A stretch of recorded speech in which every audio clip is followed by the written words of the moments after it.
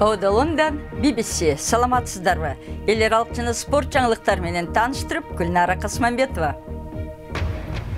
Мальтадағы саммитте Европа лидерлері миграция кризисін талқылап жатат.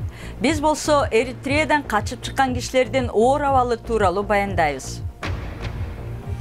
Эл аралык Олимп комитетинин башчысы орус атлеттери допинг алган деген имиштерге карабай, Рио 2016 оюндарына катышат деп ишенүүдө.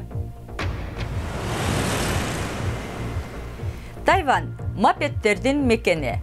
Өкмөт ошол эле учурда элди айлана чөйрөгө аяр мамиле кылууга шыктандырат. Европадагы мигрант кризисинен баштайбыз. Түркия менен Грекиянын Лесбос аралынын ортосунда жыгач кайык чөгүп, 14 киши набыт болду. Ал арада 60-тан ашын Европа жана Африка лидерлери Мальтада чогулуп, африкалык мигранттардын Европага келишин токтотуу жолдорун талкуулап жатат. Эл жер которбой, өз мекенинде туруусун шыктандырууга 1,8 миллиард евродан турган фонд түзүлдү. Бұл саммитке Эритрея дагы катышууда. Ал адам укуктарын коргоо жаатында улуттар уюму тарабынан катуу сынга кабылган. Бул өлкөнүн жарым калкы Эфиопияга качкан. Эфиопиянын чек ара кызматкерлери көнүп калган көрүнүш. Эритреядан аргасыз качып чыккан кишилерге толгон унаалар агылып келүүдө. Эритреяда өткөн жылы 30 миңден ашуун тургун жер которууга мажбур болгон. Алардын көбү Эфиопиянын качкындар лагерине келишкен. Жардам алып жаткандардын көбү куугунтуктоодон качып чыгышкан. Алем бир учурда мугалим болчу. Эми ал бозгундарга сабак өтөт. Бийлик баарын көзөмөлдөп тургусу келет. Саясатка аралашкын келсе, дароо куугунтукка кабыласың. Качкындардын лагеринде көптөр Европага жеткен жакындары байланышат деп отурушат. Айрымдар болсо мыйзамсыз адам ташыгандарга бериш үчүн акча күтүп жатканын айтышат. Мэри да акча топтоп, Европаны көздөй багыт алган. Бирок Суданга жеткенде кылмышкерлер аны кулчулукка сатып, Мэри качууга аракет кылганда аны токмоктоп кыйноого алышкан. Сол кулагым укпай калды. Алар мени катуу сабашты. Бутумду таяк менен ургандыктан азыр жакшы баса албайм. Аркамды болсо камчы менен урушкан. Деп окуясын айтып берди. Качкындар лагеринде Мэриникине окшош окуялар көп. Эми Мальтадагы миграция боюнча саммитте жетекчилерден абалды оңдош үчүн чечкиндүү кадамдар күтүлүүдө. Эл аралык Олимп комитети Россия 2016 жылы Риодо өтчү оюндарга катышуу үчүн Олимп бийликтери менен кызматташат деп ишенет. Көз карандысыз комиссия орус мамлекети колдойт делген козуткуч колдонуу тажрыйбасын айыптап, Россияны мелдешке катыштырбоого үндөгөн. Орусия спорт аренасында көп ийгиликтерге жеткен.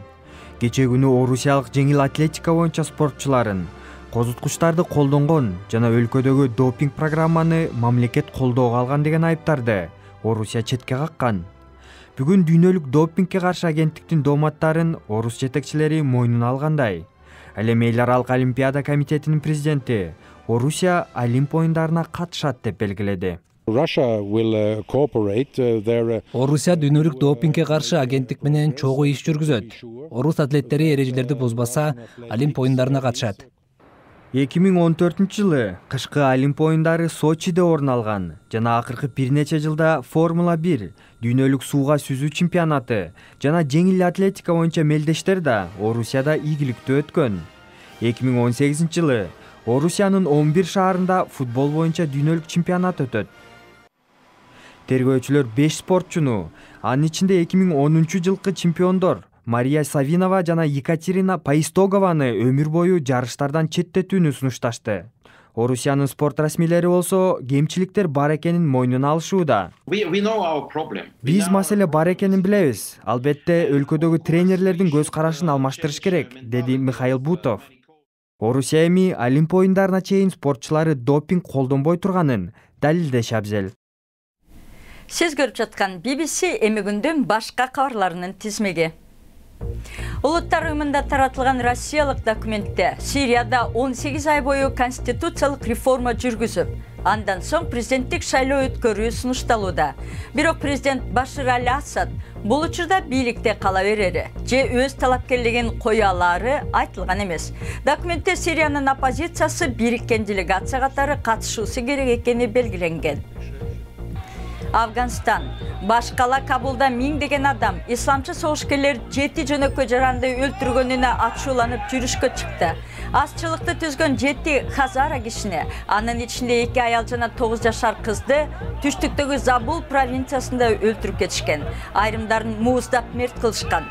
Талибан ислам мамлекети тобун айыптап чыкты, бирок расмийлер бул ишти талиптерден бөлүнгөн топтон көрүүдө. Интернет соодасын жүргүзгөн кытайлык Alibaba фирмасы Кытайда белгиленген бойдоктор күнү соодасында мурун өзү койгон рекордтон ашты. Бул күнү фирмага 9,3 миллиард доллардан көп акча түштү. Бойдоктор күнү иштеген дүйнөдөгү эң ири интернет дүкөнү 6 жыл мурун ачылган. Кардарларды кызыктырыш үчүн атайын арзандатылган товарлар сунушталат. Азияда көптөгөн киши мопед тээп жүрөт. Унаадан арзан, автотыгында оңой арылап кете берет. Айтор транспорттун абдан популярдуу түрү. Тайвандын көчөлөрүндө болсо элден да мопед көп. Ал жерде ызы чууну элестетиңиз. Эми бийликтер айлана чөйрөгө көп зыян келтирбеген унааларды сүрөп жатат. Тайвандын тургундары иштен чыгып үйгө шашууда. Өлкөдө мотоцикл тепкендердин саны абдан көп. Бирок жакан аралда аймактын абасы өтө кир. Парник газдардын чыгышын кескин кыскартыш үчүн өкмөт миллиондогон тургундарды бензин менен жүргөн мотоциклдерден электр кубатын колдонгон мопедтерге өтүүгө чакырып, субсидия көрсөтө баштаган. Буга чейин өкмөт бензинден газга өтүүгө үндөгөн. Газ менен жүргөн мотоцикл арзан болгондуктан көптөр бийликтин сунушун кабыл алышкан. Жергиликтүүлөр бир нече саатка мотоциклдердин батареяларын зарядтоого убакыт коротпош үчүн Gogoro компаниясы жаңы ыкманы ойлоп чыккан. Тургундар буга окшош киоскко келип, батареяларын алмаштырып кетишет. Компаниянын айтымында, бул аккумуляторлор кымбат болгону менен кардарлар келечекте акчасын үнөмдөп калат деп жүйө келтиришүүдө. Арине, Gogoro 1700 мопедти гана сатып, алардын баасын андан да төмөндөтүүгө мажбур болгон. Өкмөттүн субсидиялык жардамы менен өткөн айда компания 2 эсе көп мотоцикл сатты. Тайвандагы экологиялык абалды оңдош үчүн өкмөт бардык күчүн жумшап жатканы байкалууда. Бул компания жана Тайвандын долбоору ишке ашса, башка мамлекеттерде үлгү алса болчудай. Спортқа келдик. Сеп Блаттер ооруканага жатып калды. Жетекчиликтен убактылуу четтетилген ФИФАнын президенти нервинен жабыркады дешти BBC-ге. Блаттердин достору 79 жаштагы карыя жакшы болуп баратканын айтышты. Швейцариянын бийликтери аны коррупцияга байланыштуу тергөөгө алган. Блаттер имиштерди четке кагууда. Япониялык футболчу Казуёши Миура Йокохама футбол клубу менен 1 жылдык келишимге кол койду. Ал 48 жашта. Аны күйөрмандары Казу же Корол Казу деп аташат. Ал экинчи лигада 49 жашка чыкканча ойнойт. Казуёши 1986 жылы бразилиялык Сантос клубу үчүн ойноп баштаган. Атлеттер Федерациясынын эл аралык ассоциациясынын президенти Ламин Диак эл аралык Олимп комитетинин ардактуу мүчөлүгүнөн баш тартты.